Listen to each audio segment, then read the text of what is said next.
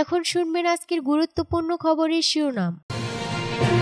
অন্তর্বর্তী সরকারকে সব ধরনের সহযোগিতার আশ্বাস বাইডেনের। প্রশাসনে আওয়ামী লীগ পেত্তান্তরা স্বৈরাচার পুনর্বাসনের ষড়যন্ত্র করছে জানিয়েছেন প্রিন্স। ব্রাহ্মণবাড়িয়ায় দুই পক্ষের সংঘর্ষ, পুলিশ সহ আহত অর্ধ শতাধিক। ষড়যন্ত্রকারীরা সরকারকে বেকায়দায় ফেলতে অপতৎপরতায় লিপ্ত জানিয়েছেন তারেক রহমান। শেখ হাসিনা দেশ ছেড়েছে, এটা আল্লাহর রহমত জানিয়েছেন জিএম কাদের। যৌথ বাহিনীর অভিযানে গ্রেফতার 2 যুবদল কর্মী। অন্তর্বর্তী সরকারকে সব ধরনের সহযোগিতার আশ্বাস বাইডেনের। বাংলাদেশের অন্তর্বর্তী সরকারের প্রধান উপদেষ্টা ডক্টর মোহাম্মদ ইউনূসের সঙ্গে দ্বিপাক্ষিক বৈঠক করেছেন যুক্তরাষ্ট্রের প্রেসিডেন্ট জো বাইডেন। মঙ্গলবার 24 সেপ্টেম্বর রাত 9টায় নিউ ইয়র্কের স্থানীয় সময় মঙ্গলবার সকাল 11টায় জাতিসংঘের সদর দপ্তরের নির্ধারিত সভাকক্ষে ঐতিহাসিক এই বৈঠক অনুষ্ঠিত হয়। বৈঠকে বাংলাদেশের বিশেষ পরিস্থিতিতে সরকার প্রধানের দায়িত্ব নেয় ডক্টর ইউনূসের প্রশংসা করে অন্তর্বর্তী সরকারকে পূর্ণ সমর্থন জানানোর পাশাপাশি দেশের উন্নয়ন এবং যে কোনো সাহায্য পাশে থাকার অঙ্গীকার ব্যক্ত করেন মার্কিন প্রেসিডেন্ট জো বাইডেন। বৈঠকে প্রধান উপদেষ্টা বিগত সরকারের আমলে সকল ধরনের নিপীড়নের বিরুদ্ধে শিক্ষার্থীদের সহই গুরুত্বপূর্ণ অবদানের কথা জো বাইডেনকে জানান। তিনি জোর দিয়ে বলেন, দেশ পুনর্গঠনে বর্তমান সরকারকে অবশ্যই সফল হতে হবে।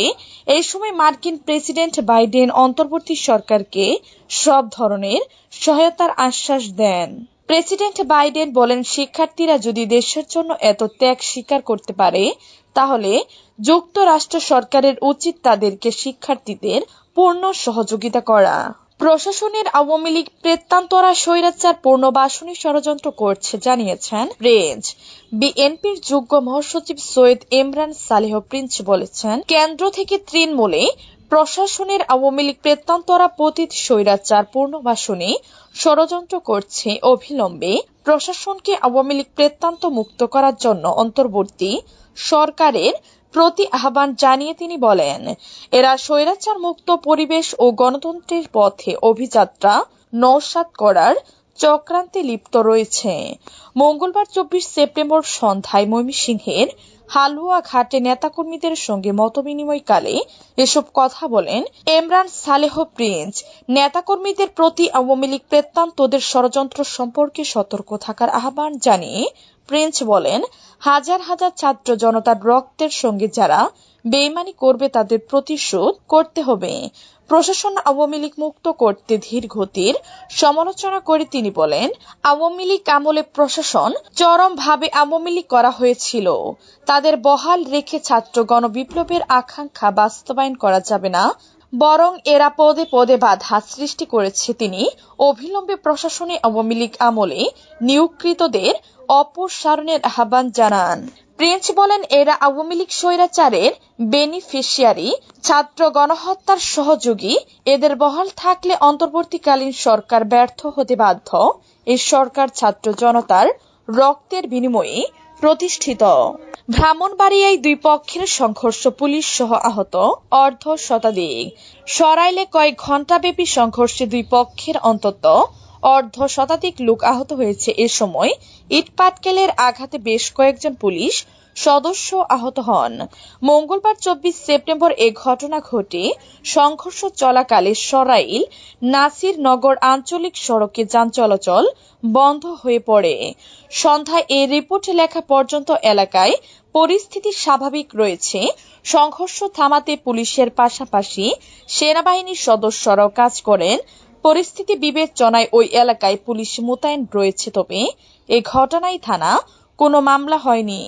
পুলিশ ও স্থানীয় সূত্র জানায়, মোটরসাইকেলের সঙ্গে ভ্যান গাড়ির ধাক্কা লাগাতে কেন্দ্র করে সংঘর্ষের সূত্রপাত। সকালে উপজেলার উচালিয়া পাড়ার গ্রামের বাসিন্দা মোটরসাইকেল চালক আমান মিয়ার সঙ্গে বাড্ডাপাড়া গ্রামের ভ্যান চালক এরশাদ আলীর কথা কাটাকাটি হয় ও হাতাহাতি হয়।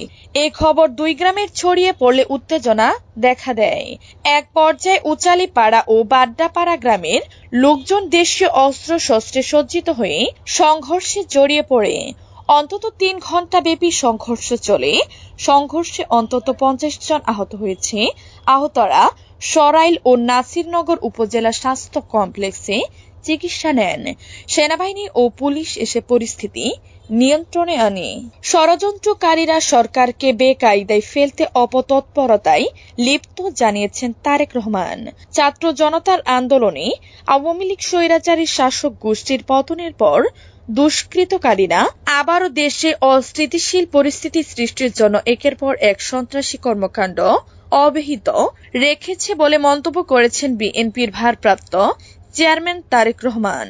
তিনি বলেন, ষড়যন্ত্রকারী দুষ্কৃতকারীরা অন্তর্বর্তীকালীন সরকারকে বেকায়দায় ফেলার জন্য নানা অপতৎপরতায় লিপ্ত রয়েছে। পৈশাচিক কায়দায় সেনা সদস্য তানজিম সরোয়ার নির্জনকে নির্মমভাবে হত্যা তারই ধারাবাহিকতা।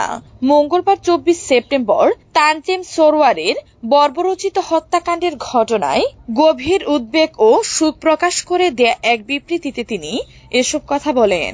সোমবার রাতে কক্সবাজার জেলাধীন চকরিয়া উপজেলার ডোলা জাহারা ইউনিয়নের পূর্ব মাইজপাড়া এলাকায় দায়িত্ব পালনকালে দুষ্কৃতকারীদের ছুরিকাঘাতে মোহাম্মদ তানজিম সরোয়ার নির্জন নামে সেনাবাহিনীর এক লেফটেন্যান্ট নিহত হয়েছেন। শেখ হাসিনা দেশ ছেড়েছে, এটা আল্লাহর রহমত জানিয়েছেন জিএম কাদের। শেখ হাসিনা দেশ ছেড়েছে, এটা আল্লাহর রহমত বলে মন্তব্য করেছেন জাতীয় পার্টির জাপা চেয়ারম্যান জিএম কাদের। তিনি বলেছেন, এই দেশে ছাত্র জনতাগুলির সামনে বুক পেতে দিয়ে স্বৈরাচার শেখ হাসিনার পতন নিশ্চিত করেছে। শেখ হাসিনার পতন না হলে একদলীয় সরকার ব্যবস্থা কায়েম হতো, দেশে মাত্র একটি দলই থাকত। আজ মঙ্গলবার দুপুরে জাপার চেয়ারম্যানের বনানীর কার্যালয়ে জাতীয় মোটর শ্রমিক পার্টির নেতাদের সঙ্গে মতবিনিময় সভায় প্রধান অতিথির বক্তব্যে জিএম কাদের এই কথা বলেন। জুলাই গণ অভ্যুত্থানের কথা উল্লেখ করে তিনি বলেন, বাংলাদেশের ইতিহাসে এত বড় আন্দোলনের নজির নেই। আন্দোলনে এত নির্যাতন, হত্যা, জঙ্গির ইতিহাসও নেই। আমাদের বীর সন্তানরা জীবন দিয়ে স্বৈরাচারের পতন নিশ্চিত করেছে, যা আমরা পারিনি। 2014 সালে নির্বাচন জাতীয় পার্টি বর্জন করেছেন বলে দাবি করেন জিএম কাদের। তিনি বলেন, হুসাইন মোহাম্মদ এরশাদকে চিকিৎসার নামে সিএমএইচে আটক করা হয়। তার নির্দেশে আমির সহ জাতীয় পার্টির 270 জন নির্বাচন বর্জন করে 2014 সালের সংসদে আমি যাইনি। জাপার চেয়ারম্যান বলেন, মঞ্জুর হত্যা মামলার সহ বিভিন্ন চাপে এরশাদকে সংসদে যেতে বাধ্য করে আওয়ামী লীগ সরকার।